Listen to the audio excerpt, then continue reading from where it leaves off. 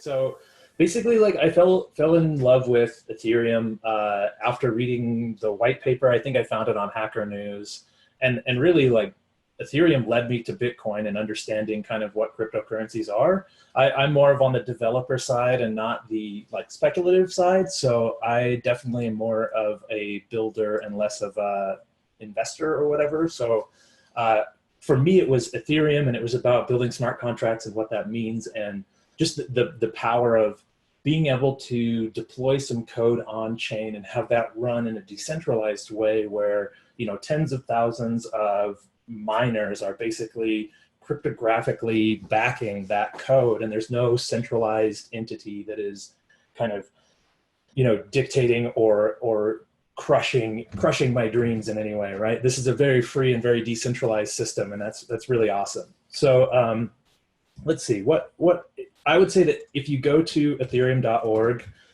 /developers, there's a ton of tools here. And you're going to get hit with just like a bunch of links, and you'll just have to do some exploring. And I think that we'll get better and better at this and be able to show kind of a more coherent path of onboarding. But right now, kind of there's just a lot of stuff here. But there's you know, you can dive in and really get to understand stuff pretty quickly. So going to my big break into Ethereum was around meta transactions and how we can do a better job with onboarding using this kind of EC recover function. So if I'm just going to use, let's see, I'm just going to sign a message here from the command line. We're jumping into the CLI here, getting weird on the CLI. But so basically, if we look at what just happened here, I just signed. So I'm using a key pair, and a key pair goes back to like cryptography from like 1983. But basically, you have a private and a public key pair, and you can share your public. You want to keep your private. But what you can do with that private key pair is sign messages, and that's kind of like what's kind of keeping all of this working. And basically, what happens is I use this private key, and I sign this message "Hello World" with one of my accounts, and I have you know, Ganache blockchain running over here. But basically, it gives me this signature. But what you can do with this is recover it. So if I pass in the message again, and I pass in that that signature, I get back this, which is the account that I used to sign it. So that means that once I've signed something, anyone in the world can take my message and my signature and turn that back into my account, so they can prove that I signed that. And that's kind of how transactions work, right? A transaction has a to and a from and a value and some data, but what we do is we kind of roll all that up and we sign it and we put it on the network, and anyone can then prove that that person signed it. And then there's some proof of work and some hashing and some mining that goes into keeping all of that secure. But that's the trick, right? There's just this ledger that we send stuff back and forth on. So I got into the space building games. I built this game called Gallias, which is this oil-painted kind of token game where you're crafting ERC 721s and you're earning ERC 20s. And then I created a Pogs game where it's so good for ERC 721s. It's like this collectible with metadata with this gaming feature in where you're throwing slammers and getting rad. And what I realized, though, is that onboarding was really rough. And also, like, no one could get into my game, right? Like no one cared that I had this, that I poured my love into this game, Gallias. And so what I needed to do is provide more value within the ecosystem, and at the same time, focus on making onboarding smoother. And that's where meta transactions came in, and using this sort of sign and recover, but on chain. So a user signs something with, you know, 1983 cryptography, and they take that message and then instead of putting that message on chain like a normal Ethereum transaction, they put that message into a relay pool, and so relayers pay the gas. They're somehow incentivized, whether they're running the app or you're giving them a cut or you're paying them a little bit. But basically, you as a user can just land on a site and you can generate a key pair and you can sign things, and you don't need to know about ETH. You don't need to know about gas. You don't need to download MetaMask. There's so many things that are hard barriers to entry for us that you can kind of go around, and you end up just putting stuff on chain, cryptographically backed, without having to do all that stuff. So that's where Ethereum meta transactions came in, and I didn't invent them. Someone else invented them. I just kind of put them together and evangelized them. Look, there's my little dude. So that is a link in this article also. But talking about hackathons and building something together, I think there's a lot of cool stuff in the space right now. NFTs are one of those. So I built this Nifties versus Nifties after Matt Condon put a poll out about whether we should put an I in the word Nifty. So I built these little generative, they're generated based on the block hash randomly of what they look like, but they're these collectibles, and you can vote on whether or not you want an I or a not I in Nifties. And I go through the hack here, and I go through like line by line kind of what I'm doing and what I'm building, and I kind of timestamp everything. So if you want to kind of like go along and follow me building, it's all here at Nifties versus Nifties in my GitHub. And that's just like a fun thing you could do for a hackathon. I think another cool thing to highlight would be like the pool together guys. This is something that you could build in a hackathon. Uh-oh, what do I need? Pool together Ethereum.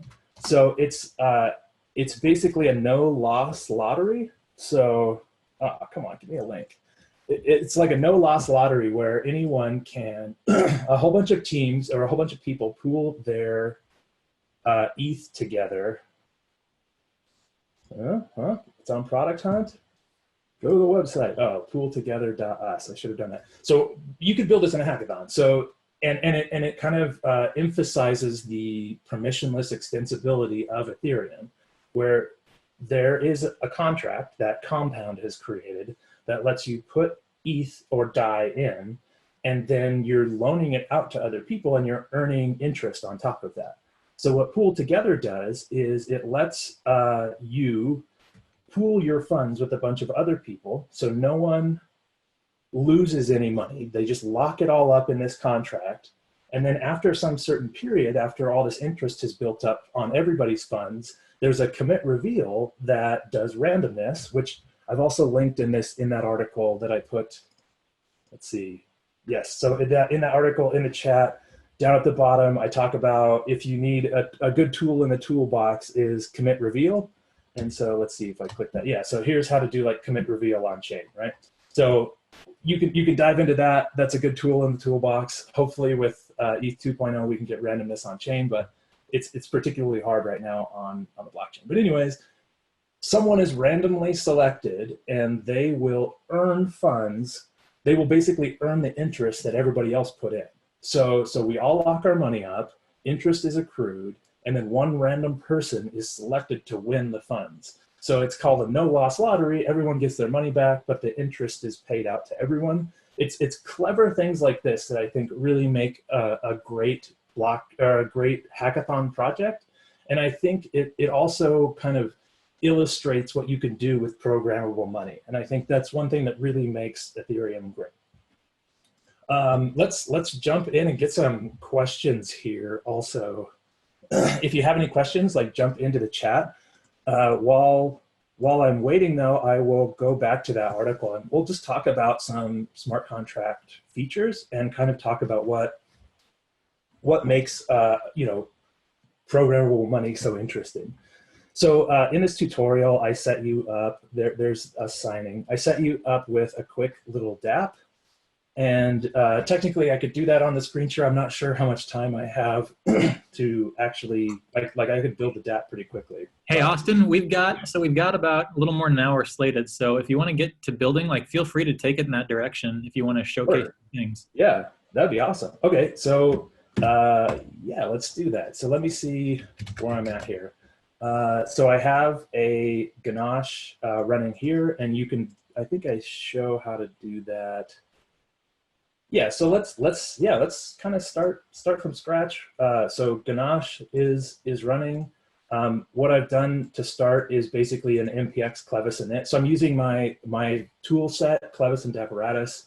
They're just another set of tools in the toolbox. There's a lot of things on that website that are alternatives to this. I built this specifically to be for hackathons, for quick builds. So yeah, let's actually dive in and build something. That would be rad. So I've already set up Clovis. I can do like a Clovis version and prove that. So rad, Austin. What's that? What's that? So rad. Word. Word wallet, what? Okay, so let's like dive in and build something. So we've already signed some stuff. Oh, npm start. So another thing I need to do here is fire up the, so once you do a Clovis or npx Clovis init, you have the ability to compile, deploy contracts, but you also have a React app that comes along with it. So I'll bring that up, and what I'm going to do is visit that app from an incognito window. So I'm going to do this away from, a lot of this kind of talk should be about onboarding and how we can do a better job of bringing people into the space. So you'll notice that I don't have any MetaMask here or anything that has to be downloaded or any concepts like having ETH. Like what I want is for someone to just like land on a DApp and start using it. And then once they've kind of earned value and tokens within that DApp's ecosystem or, you know, small space, they earn a narrative behind their account. Then they're going to be incentivized to kind of learn about, okay, it's almost like a Trojan horse into the center of the onion, right? You give them the core features of the app first, you let them use it, and once they're sold on it, then you start kind of selling them on the layers, right? And one of those layers is maybe downloading MetaMask or going to buy some ETH at Coinbase or something like that, right? So cool, yeah. So I have, oh, look, he already has ETH. Let's kill Ganache and start him over again. So we start with a completely fresh blockchain. There we go. And then this dude will not have any ETH. Yay! Okay, so basically when I landed on the page, Dapparatus has a React component ready to go that just generates me an account, and that account has 0 ETH, but that doesn't matter because of what we learned earlier about this sign and recover thing. So this account could technically be used to sign things, pass them to a relayer and put them on chain, and all of a sudden you've got like this instant onboarding, you've got people interfacing with smart contracts in a cryptographically backed way, but not having to have ETH or go through any of those downloads. We're gonna kind of dance around that a little bit, and we won't do a lot of the onboarding, but I think what I wanna do is just like look at building a smart contract and just kind of talk about a few little features that come along with building a smart contract. So yeah, actually let's see, it has me send that dude some ETH. Let's do that, we can do that. So this is, I think this is like my first, there we go. So now that dude has 1 ETH. This is like, for me, the first magic moment, like the goosebumps moment that happened is like, what just happened there? So like this one account over here, if I do Clovis accounts, we can see that this guy here, and then I could do like a Clovis balance and I can see how much money this guy has. So this guy here decided to send some money to this guy over here. Whoa, there we go, this guy over here. And what did he do? So he crafted up a transaction that said, I want to send 1 ETH to this guy from me. And then he used that sign thing that we talked about earlier. So he takes that whole thing, he signs it, and now he's got this signature that proved that he signed it. Oh, and there's a nonce in there, so no one can replay it. That's a key aspect. And then he kind of just puts that on the network, and the network picks that up, and if there's enough gas and all sorts of other things, it mines it in. And that becomes part of this decentralized ledger that everyone is basically respecting because of proof of work and mining. But there's so much cool, heady technology that goes into making this thing work. And if you go back and kind of read like the Bitcoin white paper, there's these magic moments where you just get goosebumps and you're like, man, that is rad. But then stepping that up, now we're not just sending money back and forth, but we can actually create smart contracts and we can kind of put these things on chain. So if I make just that same transaction, but instead I deploy a contract, let's go do that actually. So let's create a contract real quick. So Clovis we're just going to create a contract called some contract. And if I open that up in my editor, where did it show up? All the way over here. I got too many screens.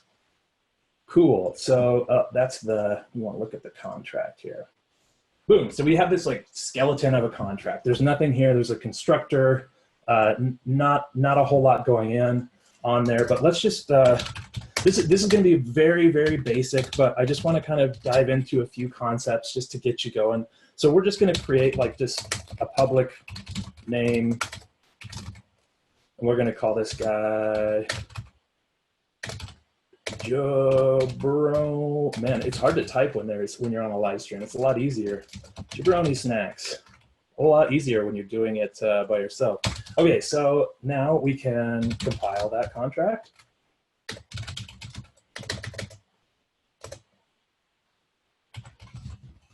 And what does that do? So what that does is it takes this code that we've created and it rolls it up into some bytecode. So this represents, and if you go look at the white paper or yellow paper, you'll see that each little command that you have here has its own opcode, and those opcodes are built into bytecode, but you can think of it as kind of like machine code, right? So what we're gonna do, all right, now let's deploy that. So if we deploy our sum contract as account 0, so account 0 just sends another transaction, just like he's sending something from one guy to another, but instead there's no to address in there. And there's a data field. So the data field is, oh, we can't see it here, but the data field is basically this bytecode. So instead of me sending a transaction to a person, I'm sending them to no one with a bunch of data in it. And we as the miners on the network respect that as this bro just like tossed a smart contract out to us. And this thing now exists on all those miners within the network. So there's, you know, tens of thousands of miners that, if this is my own, you know, private blockchain running here with Ganache, but let's pretend this is on mainnet. So, you know, tens of thousands of these nodes now hold this contract for me, and they all agree what its code is.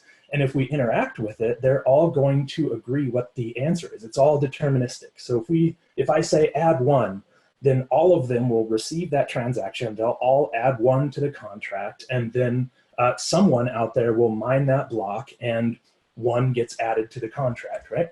So deterministic, shared state. All of a sudden, like this is for me, this is my next goosebumps moment. The fact that we could have like this shared state between all of us without any kind of centralization or any power controlling it, right? Like if you think about a database at Facebook, someone controls that. Someone really controls that, right? This is like a database in a different way. It's like everybody has a shared copy of the database. Obviously, storage is a lot more expensive here. You make trade-offs to get that decentralization. But we just put jabroni snacks on the blockchain. So writing a contract is one thing, but then you want to kind of be on the other side. If you're building a hackathon project, there's also the UI, right? So at the same time, the way Clovis and Dapparatus works is you can kind of, in symphony, iterate on both things. So you can be building your contract over here, but you can be building your UI over here. So let me just kind of dive into, Dapparatus has some components here. It has a contract loader, and it keeps track of transactions for us. So what we'll do is we'll bring in a contract loader, and that's gonna bring up our contracts. And if I just hit save, I bet this dude just reloads over here. And now we have, you can't really see it, but in the background we have, uh-oh, I broke it. Oh, one last function here. We need to publish. And it's called Clovis test because you do like all these orchestration scripts too. But what that does is it takes our contract that's already deployed and it pushes it into the React app. So now the React app has the contract. We can say we're on block 3. You can't really see anything yet, but let's dive into that. So let's create some UI here. We're not going to do events. And I'm just going to grab this and move it somewhere else real quick. Ooh. Okay, back to our app. And if you have questions, drop them in the chat, shoot them out. We're just going to kind of jam on this for a little bit. So I want to go contract, some contract address. So now I think we should be able to see our contract. There it is. So our contract is actually deployed to that address, and it has 0 ETH in it. So let's do some cool stuff with it. Let's load our name in, right? So we've written this name Jabroni Snacks to our contract. Let's go read that from the contract. So what we'll do is we'll grab that. I think I have some code I've already written. I might be able to just copy and paste so I don't embarrass myself with so much bad typing. Let's see, what we're gonna do, there we go. So in the contract loader, once the contracts load up, let's change this to async, something I always forget. And let's just load the name. So we're gonna go to our contract, smart contract, we're gonna grab the name and we're gonna call that, and that's gonna give us our name back. Now that's gonna be in hex, so there's a little gotcha here, and I think, as blockchain, as Ethereum developers, blockchain developers, there's a lot of these little gotchas that I think that we need to do a better job in the space of having this stuff prepared. So when someone lands on this, because this is kind of technical, right? We're grabbing the Web3 utilities and we're turning hex into UTF-8. There's a lot going on there that I think that maybe we could figure out a way to abstract it away. But what we just did is once the contract is loaded up, we're going to go out and talk to it and ask it what its name is, and then we're going to store that in our React state. So we're kind of just like wiring up the smart contract with our UI. And we're doing it in a very quick kind of iterative way that is very much kind of in the ethos of a hackathon. So now that our name is in our state, let's just display it in our UI. So we've got the address of our contract there. Now let's see if we get the name too.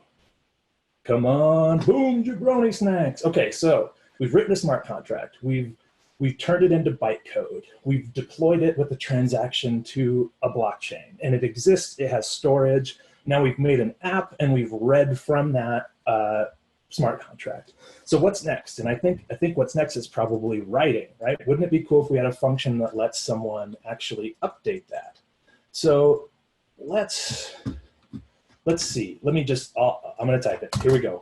We're gonna create a function called setName. It's gonna take in a bytes32 name, and it will be public. Anybody can run it, which we'll mess around with in a little bit. And what does that do? Well, it just sets name to _ name.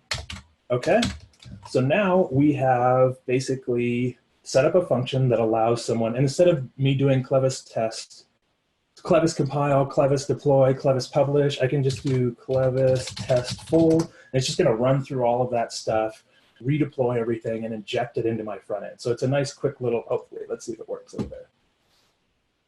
It looks like it's going to. Okay, so, and I've kind of written out all these steps in this article that I published in the chat over here, if you wanna kind of play along and follow along.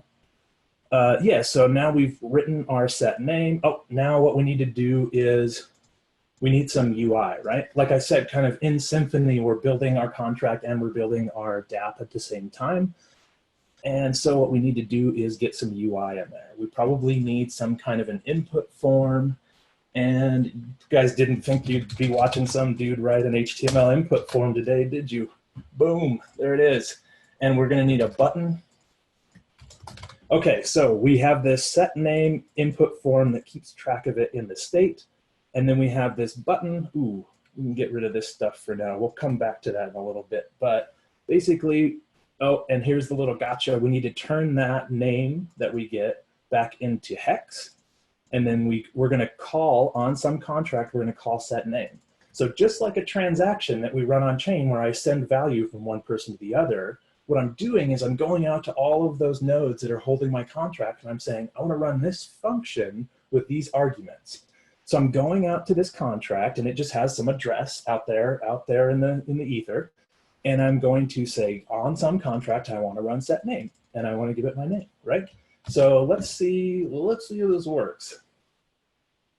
Boom, okay, so let's see. What we want to do is set our name to hello world. Oh, you know what? I know it's not going to work because it's not going to update. This may work, but it didn't update. Okay, so we need one more piece of UI, and that is when we update, we need to grab our name. So back to the UI where we're loading our contract, we're gonna say, oh, wait a minute, it's there. Oh, I know. It's in the in the Dapparatus update. So whenever there's a change on chain, we need to also track this. So let's go dive into this on update function right here. This is basically any change happens on state, we will go to our contract and we'll do a read from the contract. So anytime anything changes, we'll go read from the contract to see what the name is. And on chain, a read is much, much cheaper than a write. You can read and read and read and read and read, but once you have to write, that's going to have to go to like all the miners and they're all going to have to mine it. So it's a big pain in the butt. What did I do here? Oh, async. I always forget that. Okay, so is that going to do it? We're going to have what we need here. And we'll see that it's going to update and it'll probably be hello world now because now the state reloads and it goes and grabs that information. But let's set it back to Freddy Four Fingers. All right, boom. Now let's see, boom, there we go. Okay, so we wrote to the contract. We put a transaction out there that tells all the miners to write that to the contract, and now we're reading it back into our state. So pretty cool stuff we can do there. If anybody has any questions, shoot it in here. I'm gonna make some big jumps in the UI. I walk through it purposefully. I walk through it like slowly here, and I talk about like each step and what we're doing. But I'm going to kind of shortcut that a little bit so we can get to some more Q&A and talk about this and kind of get maybe some more tools in the toolbox here. So what we'll do is let's go to our contract. And let's make a few changes here to this contract to make it a little bit more advanced. So this is programmable money, right? If right now we're just programming state, which to me is very interesting because I'm kind of a game developer and I love that. But I think that right now like DeFi is really big in the space and moving money around and programming money is really cool. And it's sort of like part of the protocol. So we should talk about that. So what we can do is we can turn this function into a payable function, which now means it can take value in. And what we'll do is we'll keep track of some cost variable, right? Cost is 0, and then we'll require, so this require function kind of brings in some cool stuff about how things happen atomically within a smart contract. You'll hear people talk about atomic swaps. So this require function says when someone gets in here and they try to set the name, we're going to force them to make sure that the value of that transaction that they're sending in to me is greater than some cost. And if it's not, unroll everything. So the transaction is completely invalid, right? So I could have a whole bunch of stuff that happens here and a whole bunch of requires, and if it gets to any one of them that it doesn't like or it doesn't like line up, it reverts everything. And that's what it means by an atomic swap. Is you can say, I want to send this guy this token and he's going to send me that token, and if anything goes wrong, revert everything. So that kind of brings up the atomic nature of how the execution works on the contracts. And what else? We need to do one other thing. And so what we're going to say is make sure that the value coming in is greater than some cost. And then we're going to set the cost here. So we're going to keep track of what the last person paid, and we're going to force everyone to pay at least that much to update this contract. So let's see if that compiles. And we're going to need some UI, right? In Symfony, we're editing our UI. So let's get out of here, CSS. I don't want any CSS. Okay, so let's go grab, what we're going to need is some kind of input box for paying. Was there anybody yell at me there? Nope, okay. So there we go. So what we're going to do is we're going to bring in an input box and we're going to let them pay in ETH. So we're going to keep track of what they're willing to pay.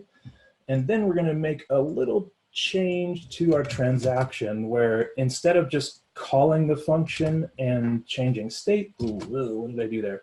We want to send some value in. So we're going to parse that pay amount. Oh, and this is pretty important too. You'll notice that there's this times 10 to the power of 18. And it's funny, so I think that there's a really great tweet about how in old programmer land, there was always an off by 1 error because everything was 0 indexed. So you'd want the first item, you needed to ask for item 0. It's really funny to me because in blockchain land, or in Ethereum land at least, we have this off by 10 to the power of 18. So if I were to just put pay in there and someone were to pay 0.1 ETH, that wouldn't work. It would be like 0.1 way, which isn't even a thing. So if I say 1 ETH, it needs to be 1 times 10 to the 18 because 1 here would be 1 way, right? So we're going to, we want this to be an ETH so it makes more sense. We're going to let people pay. Okay, so now I'm assuming everything is here. So if we say hello world and we pay, say, 0.1, so watch my balance over there. So I'm at 0.9. If I say set, we see that it changes to hello world, and we see that now the contract holds 0.1 ETH. So now it's not just an address that you sent money to, now the contract itself holds the value, right? If we were to take this contract and we were to go to Etherscan and say, how much does this hold? It actually holds 0.1 ETH. You would see that that thing has, I don't know what the price of ETH today is, but it's like 20 bucks. That thing, that contract now holds $20. And speaking of compound and pool together, I think it's holding like $100 million or something. So some of these contracts are holding a ton of money. And actually a contract now is almost like there's these smart contract wallets where instead of having a key pair, you kind of want to have a smart contract to be your wallet because you can do things like delegated execution and social recovery and a lot of cool things that you can't just do with the key pair. If you lose that private key, you are done. So there's the smart contract wallet thing gives you some better assurances.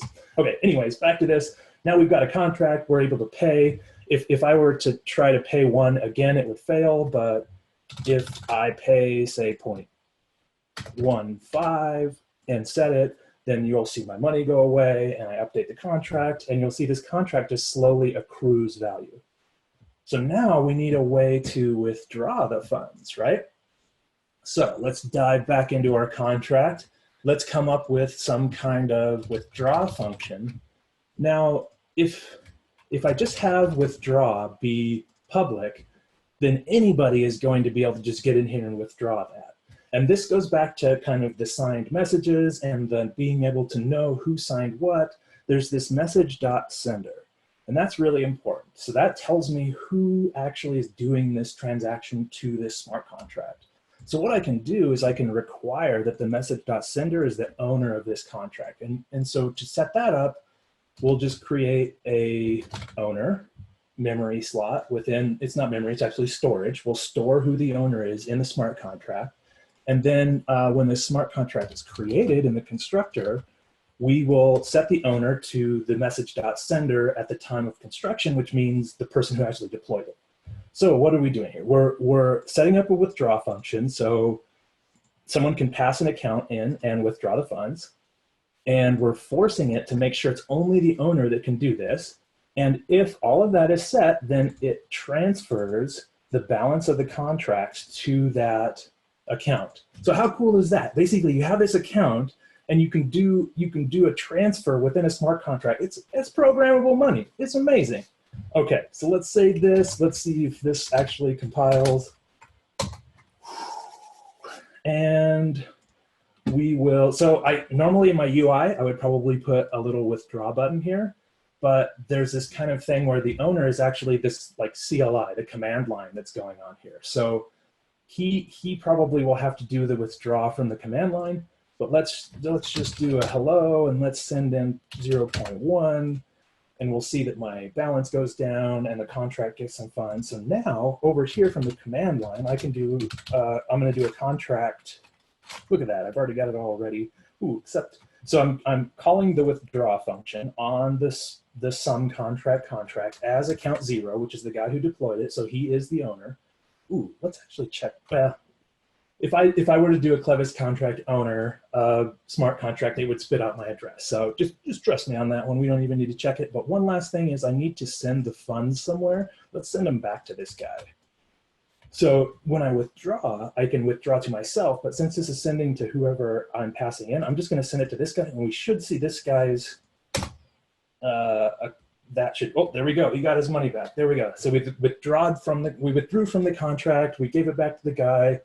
Kind of this is just a great little quick little introduction to how you can have these payable functions. You can move money in and out. You can kind of like really program the money and program how it's sent, and you're keeping track of addresses and you're sending money to those addresses. Really, really powerful stuff. So let's now kind of like open it up and just talk more about like where to go in the space for cool stuff. I would say that like the OpenZeppelin contracts, have I pulled them up? So open, Google is your friend, right? OpenZeppelin, Solidity. If we go look, that's my buddy from Nashville. He's got some great content too. Let's see, contracts. Let's go look at like tokens, right? So a very obvious thing, like a very first stop here is to grab an ERC20 token.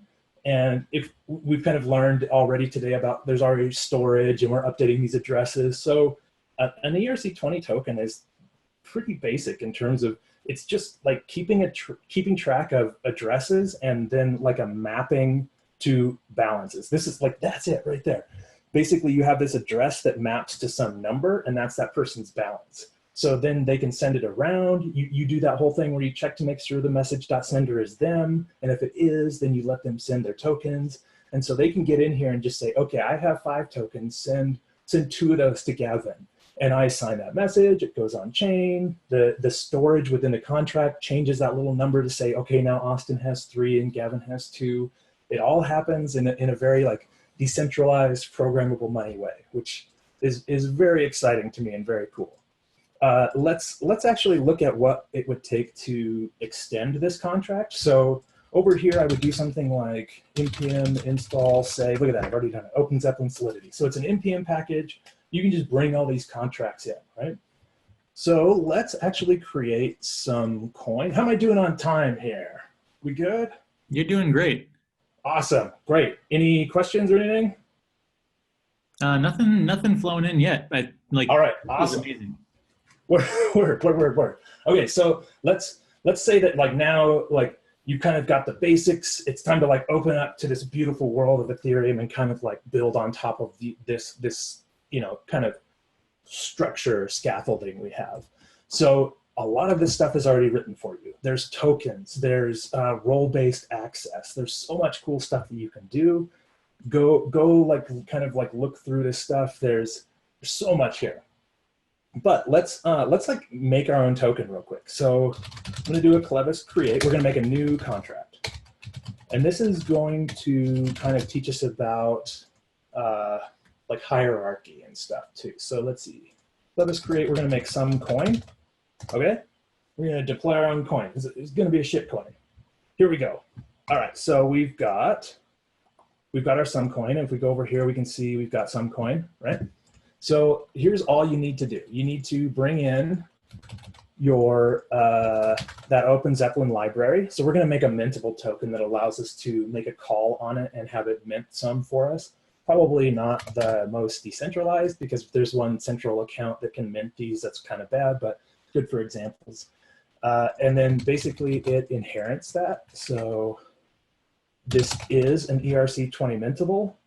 And then just one last little thing. Look at how easy they make it for us. Boom.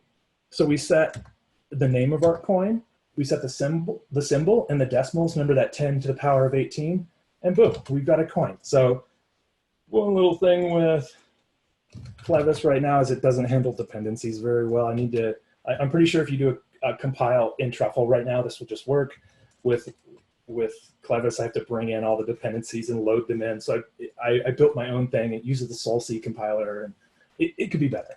But basically now we should be able to Clovis compile some coin. Oh, not some contract. We want some coin. Come on. Okay, so now this bytecode is going to be a lot more advanced. If we go look at the bytecode of our sum contract, it's really pretty small. It's going to be pretty cheap to deploy. There's not much there. But if we go look at the bytecode of some coin, whoa, look at all that. Because there's lots of cool like transfer from and all this cool stuff that OpenZeppelin has done to make sure that you can do what you need to do, and there's a standard and all the wallets can respect that. So there's a lot more code there. If we look at what it looks like compiled, so this is kind of like the full code. You could take this code and you could turn it into the bytecode. There's a lot going on there. Like this is all we had to write, and this is what OpenZeppelin wrote for us. And OpenZeppelin is in, like, it's a whole community of people that are, I mean, if we go, can we even see commits? There's probably so many commits to this from so many different people. It's so rad. What a great ecosystem. So we've created our coin, we've compiled it. We could do that, we could do deploy some coin.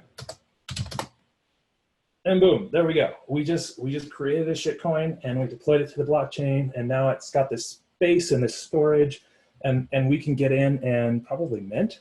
Can I do that? Let's mint this dude over here some coins. Not sure if this will work. Clovis contract. Oh yeah, it's there. Some coin 0. Nope, not that guy. And remember, we've got 10 decimals, or 18 decimals. So if I want to send this guy like 100 tokens, it's going to be 3, 4, 5, 6, 7, 8, 9, 10, 11, 12, 13, 17, 18, send. So just a transaction on chain to the contract that represents the token. I am the owner, so it allowed me to mint that dude some tokens. So what if we want to display those? Let's go back to our UI real quick. How are we going to do this?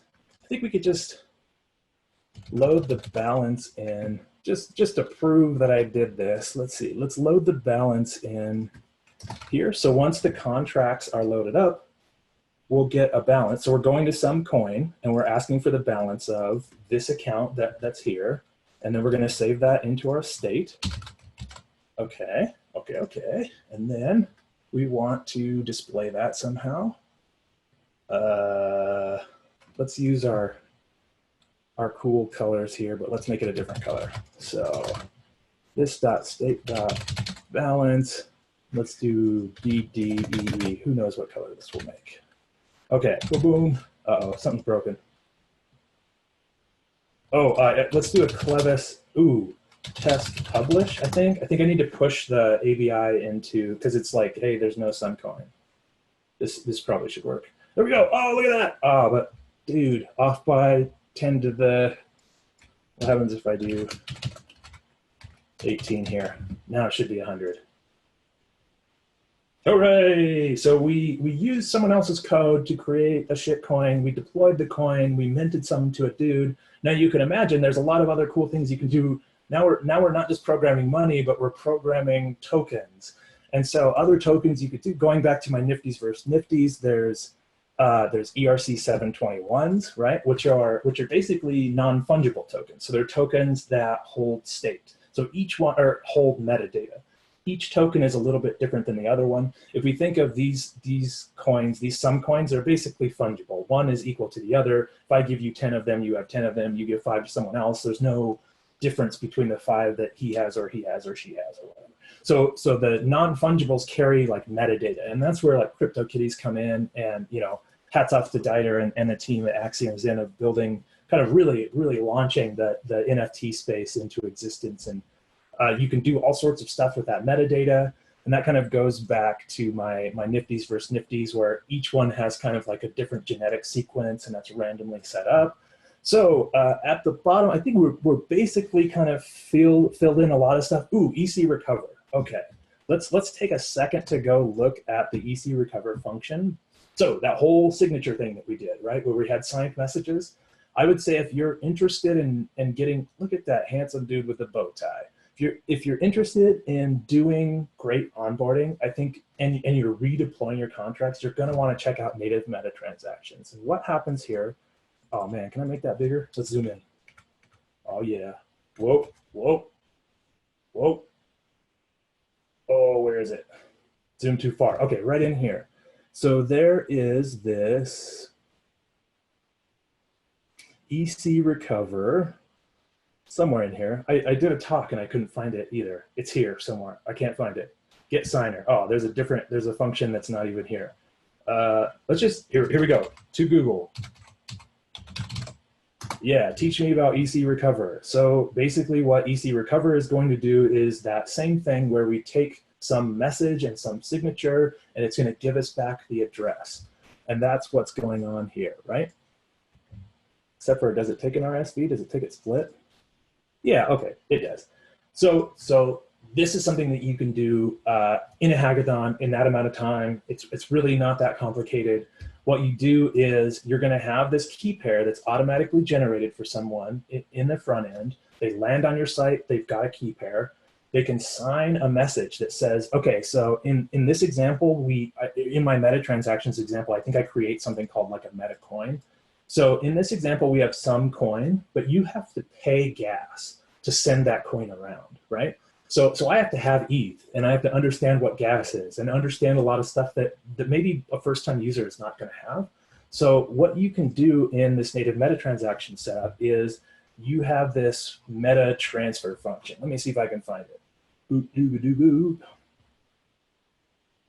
But what happens is you can make a transfer from someone to someone else without having to pay the gas if someone else is incentivized to pay the gas for you. So let's just say, and by the way, multi-collateral DAI that's coming out, the DAI contract, the ERC20 contract for the stablecoin DAI is going to be redeployed. And when they redeploy it, it will have it will respect signed messages. So you will be able to do this exact thing with DAI very soon. and what happens is, come on, give us some solidity. Who wrote this junk?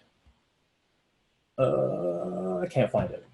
Okay, let's just go back to our EC recover. So what happens here is you sign a message. Instead of me going to the contract and saying, I want to send 5 of my Sun coins to Gavin, I'm going to sign a message that says, I would like to send 5 of my Sun coins to Gavin.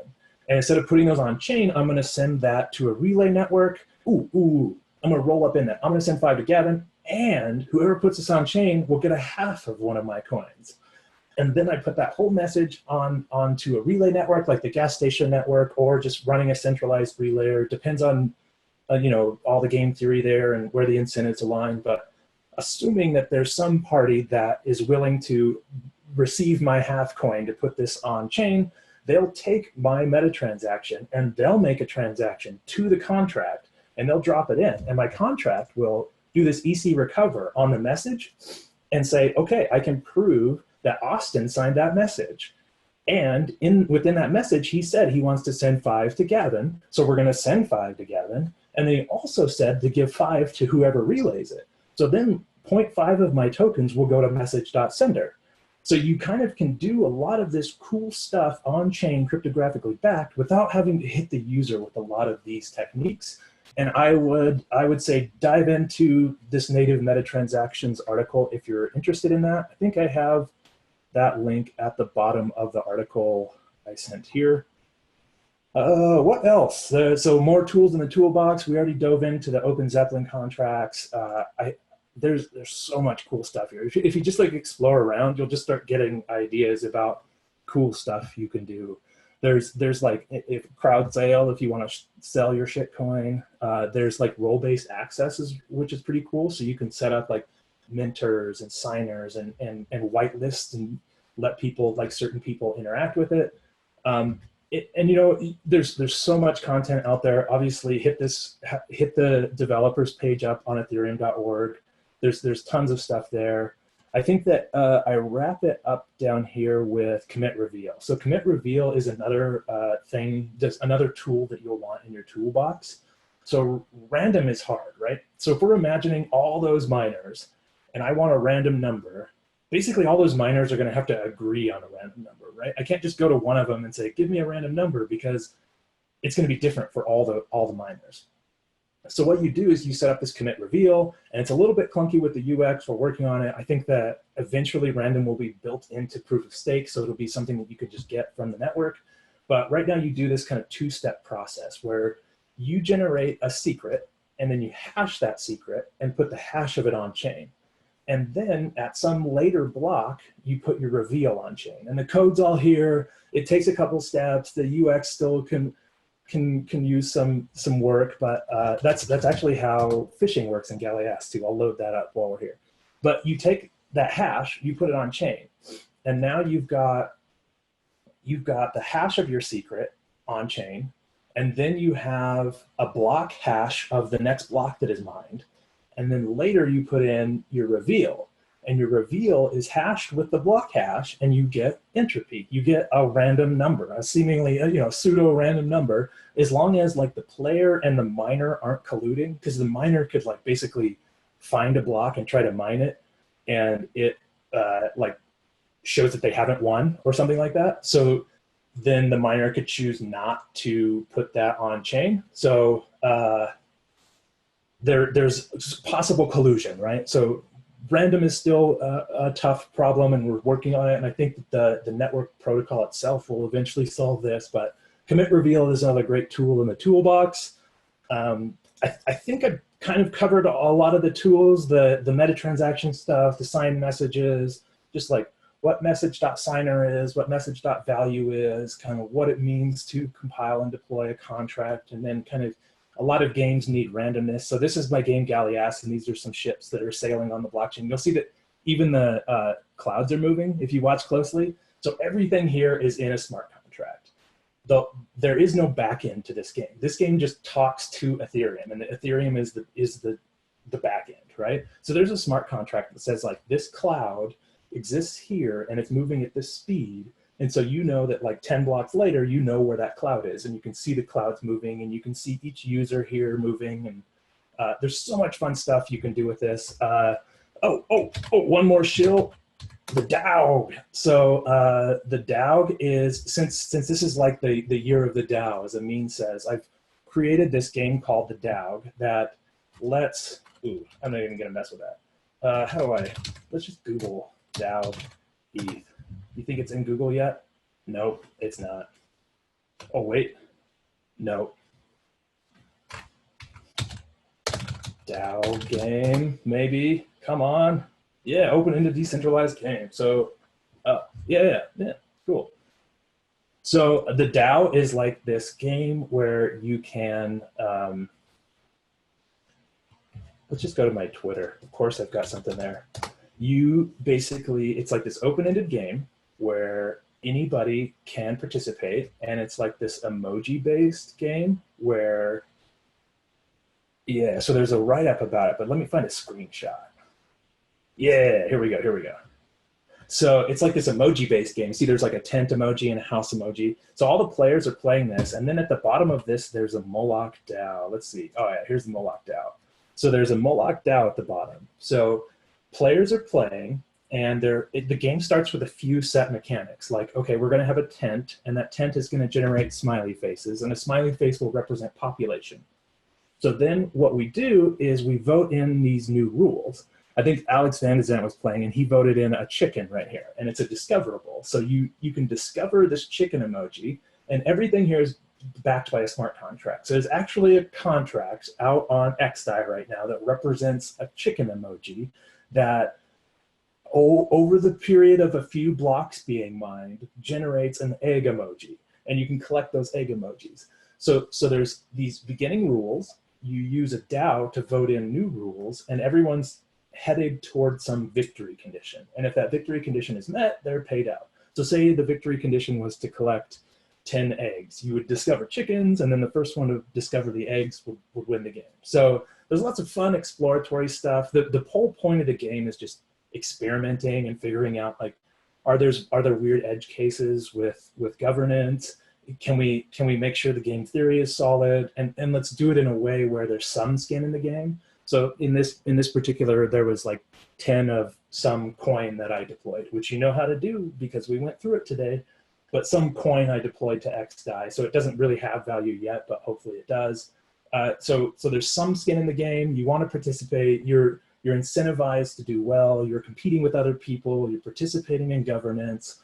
So a lot of like fun things you can play with. And you'll notice like it's all built with the tools I was using today. And it's available soon to play. I think I'm about done. Like questions or things I should do? Anybody have anything they'd like to see me dive into? I don't know how we're doing on time.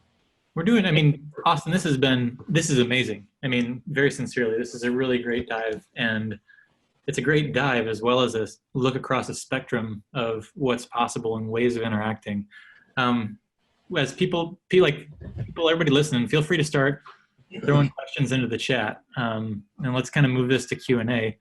One of the questions I have for you, Austin, is, are there any ideas, things you'd like to see explored from people who are building on Ethereum that, because you're busy building things, and it's like we have a community of builders who are tuning in and are going to see this over the next couple of weeks.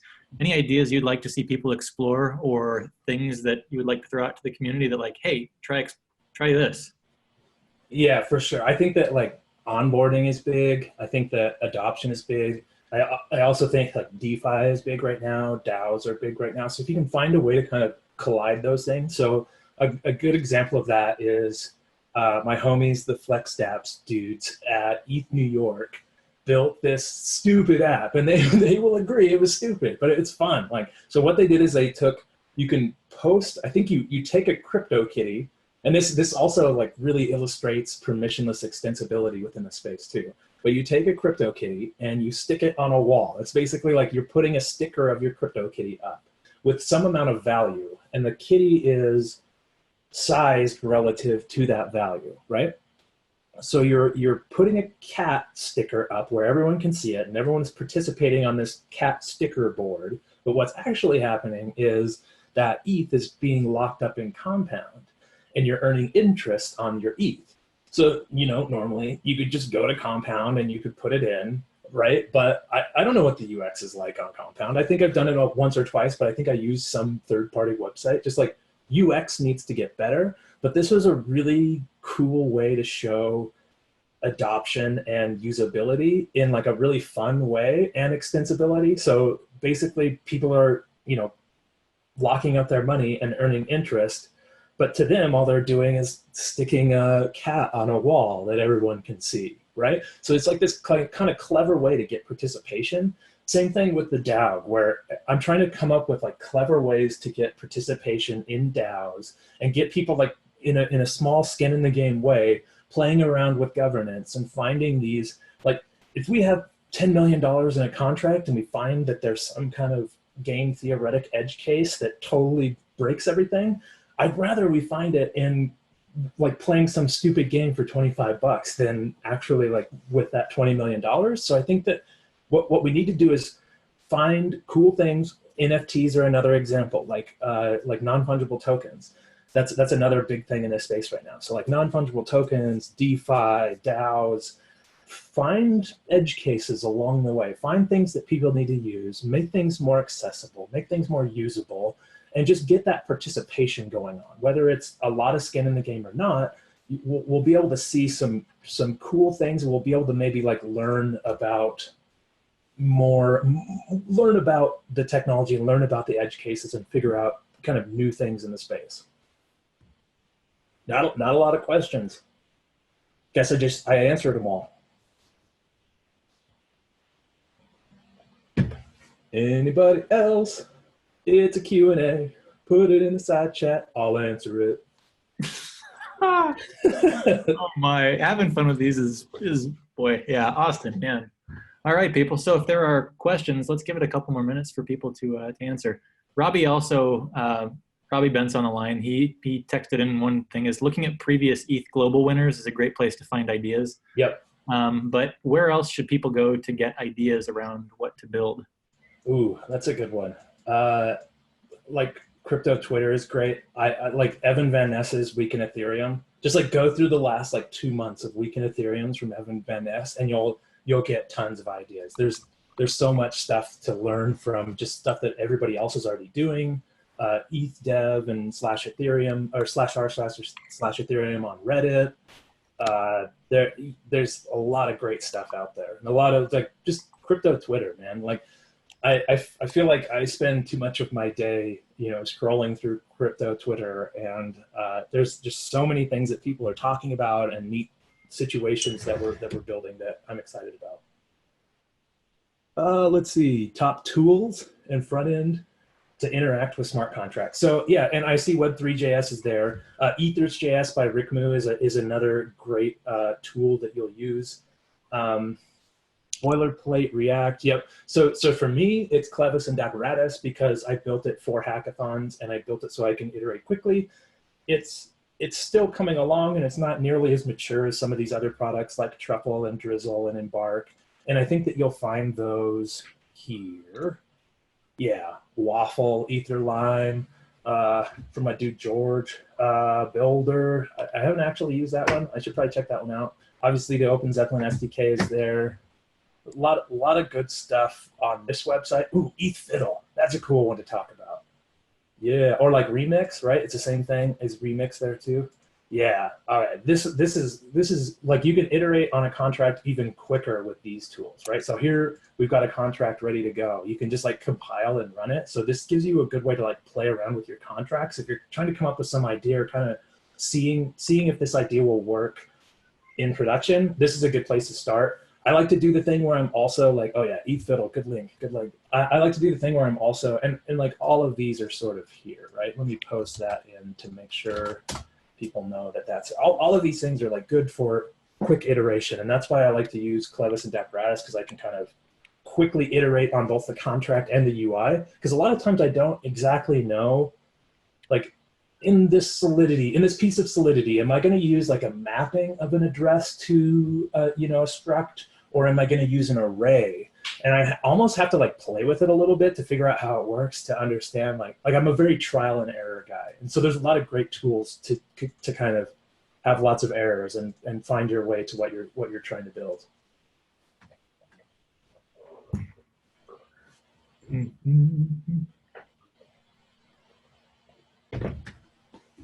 Anything else? Oh, there's a couple more here. So there's in the Q&A. So Santiago asks, have you ever considered including upgradable contracts on Clovis?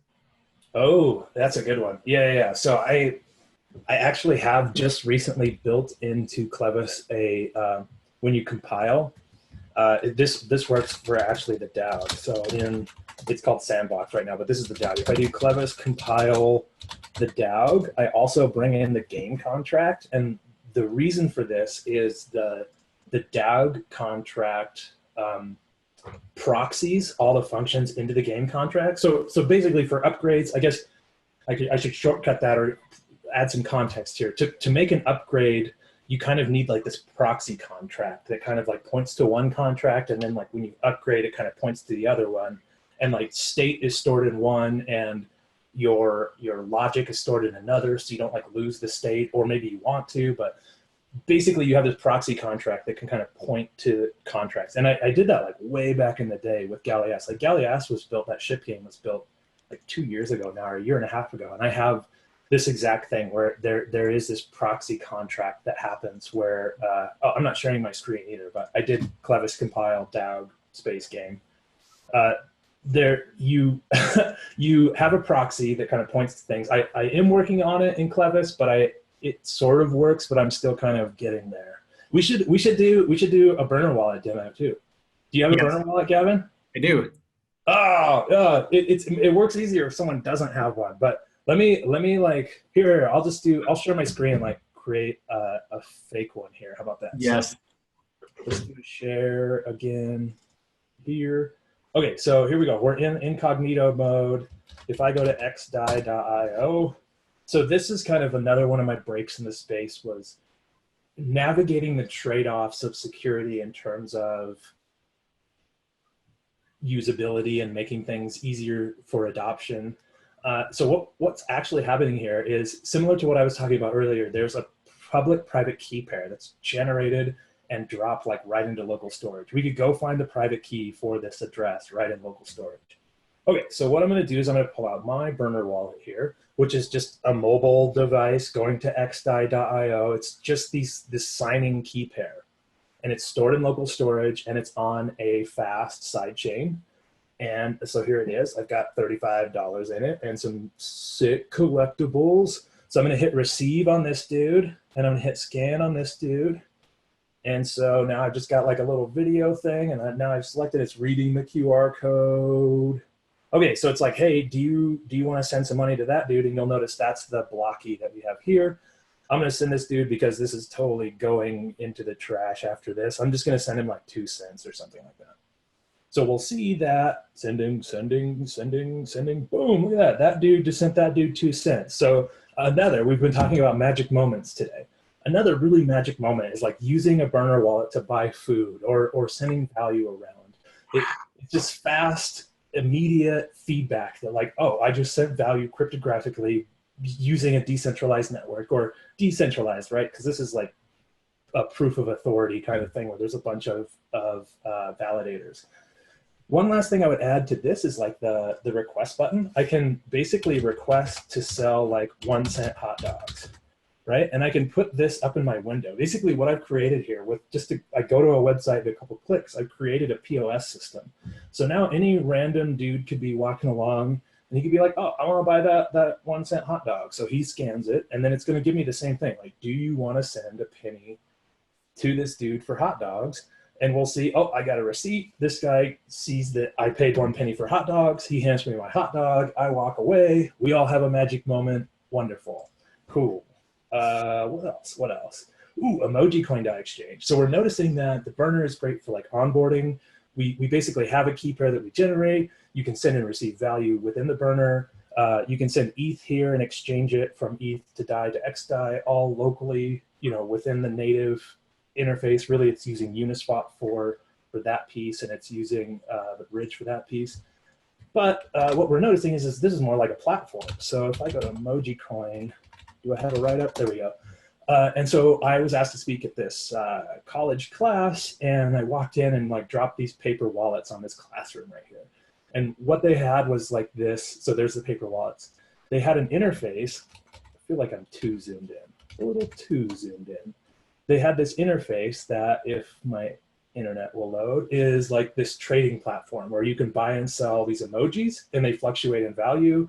And the game is like, the game theory totally falls apart. This game can totally be, easily manipulated because you could just run arbitrage on the emojis. But what I was testing is onboarding. What I wanted to see is who would be able to figure it out. If I drop a paper wallet on a classroom, who's going to figure it out? And the answer is like 80% of the kids in the classroom like immediately scanned that private key and were just clicking away on like making smart contract interactions, but not even really knowing that that was a smart contract. So we're noticing it's more of like this onboarding platform.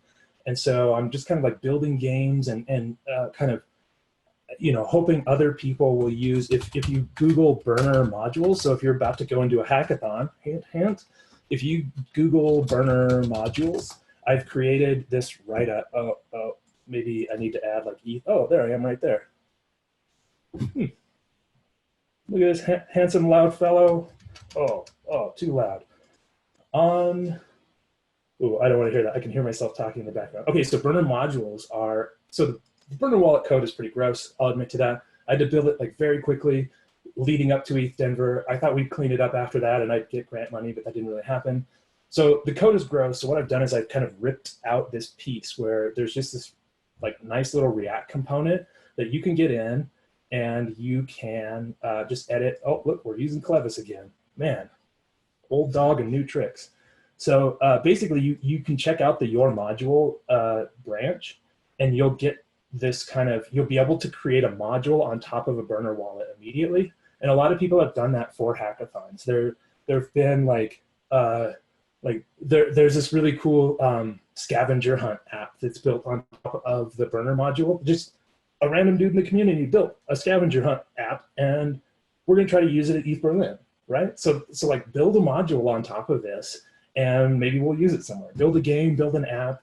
It's pretty easy. It's just like the same stuff that we did today with Clovis, where there's this TX function, and you kind of just pass in your contract and whatever the function is you want to call. So there's some nice abstractions there where you're not like directly having to mess with the contracts if you don't want to. It brings in all sorts of stuff like the network and the block and all the contracts, and you have a mainnet Web3 and you have a XDAI Web3. You can have the private key if you want to do stuff. But what I've tried to do, oh, there's the emoji coin interface right there. What I've tried to do is just make it really easy for someone to extend the burner wallet and use it kind of as this onboarding scaffolding without having to mess with all my dirty code, and then kind of create this module that then we can, when next time, next event where there's one of these cards that I hand out, you'll see a bow-tied guy handing out cards, you'll scan it, you'll have a burner wallet, but you may have like some app on top of it, right? And that's what's cool. At Ethereal, we had cards, we handed them out, you had these RAD tokens, and you could buy food at the food trucks. But while you were waiting in line, I worked with the Helena guys to create a prediction market inside the burner wallet. So while you're waiting in line, you could just tap a few buttons. Again, instant onboarding, you just have it. There's no download, there's no seed phrase. You have like, will this thing happen in Game of Thrones? yes or no, and how much would you like to bet on that? And you can just buy a position in a prediction market like that fast. And I think that this is sort of like a scaffolding for all sorts of fun onboarding stuff. Ooh, it's xdai.io there in the chat. Okay, what else? I think we've got to be about out of time. Yeah, we are. Gotta be boring you. We're closing in. It's really nice. The unspoken thing of what you're doing is you're introducing the imagination and people to the fact that security is a moving bar based on what the use case is. And so it's not always this this standard that everybody needs to necessarily meet, but what you're just doing a beautiful job of is showing that there is this fluid, there's this medium. Spectrum. Yeah. And everybody has, so there is no one way. And in a hackathon, this is a particularly great place, especially because the last 2 weeks are focused on adoption. So playing with and understanding the difference between the high bar and the low bar and what are good for which cases is a really great thing to just call out, which I am appreciating immensely. And to get my dad on board, I sort of have to give him the low bar first, right? And give him the magic moment and the experience. And then so say at DevCon, I wrote this collaborative storytelling app, and you could write the lines of the story. And then let's say you write a cool line of the story. You don't have to have ETH. You don't have to understand MetaMask. You just dropped into what feels like a Web 2.0 experience, and you started telling this story. Let's say you write a particularly creative line, and a bunch of people throw some tokens your way, right? So now my dad has tokens.